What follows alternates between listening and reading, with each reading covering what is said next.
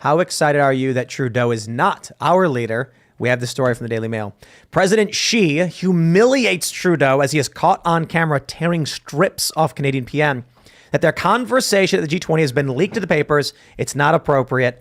This was the most epic cringe I've seen. And let's be real. So in this video, Trudeau is trying to talk to Xi Jinping. Cameras pop up. And man, Trudeau looks weak. It looks like a mouse staring at an elephant. Xi Jinping won't even look at his face. That's how little respect he's giving him. Look, I get it. Canada's a small nation. Xi Jinping's probably like, why is this guy thinking he can talk to me?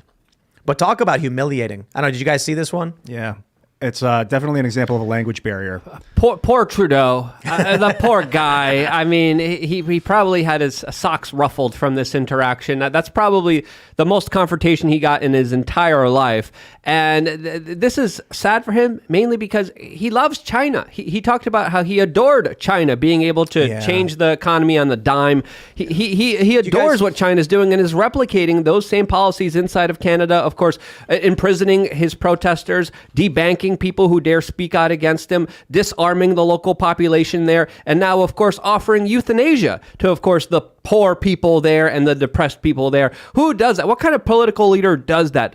Despotic leaders. And when he was looking to Xi, his beautiful overlord that he wants to replicate all of the policies, he just got smacked down right in the face. And it was incredible to see the body language there, because it said a lot. And when Xi told him off, you see Trudeau be like, I hope you have peaceful, rational discussions in the future. And then Xi's like, what? And then he walks off like Forrest Gump.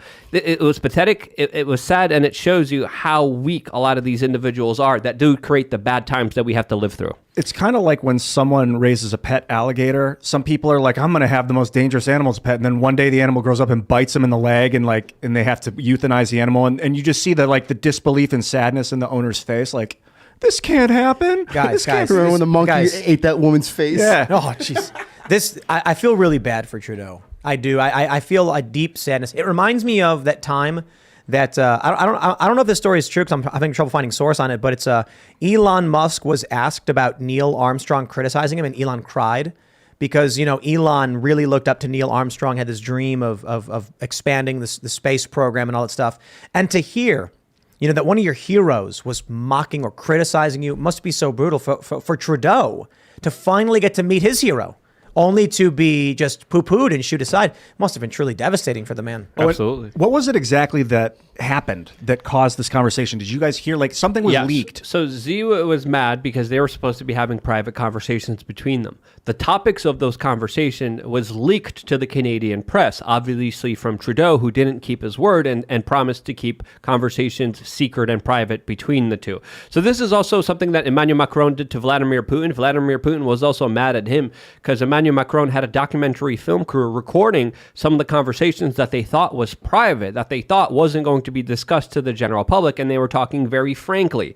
And this shows you that Trudeau wasn't a man of his word, wasn't a man of honor, because they agreed, hey, well, what we say here stays between us. It didn't. It was leaked to the media by Trudeau. And then Trudeau's like... Trudeau leaked it.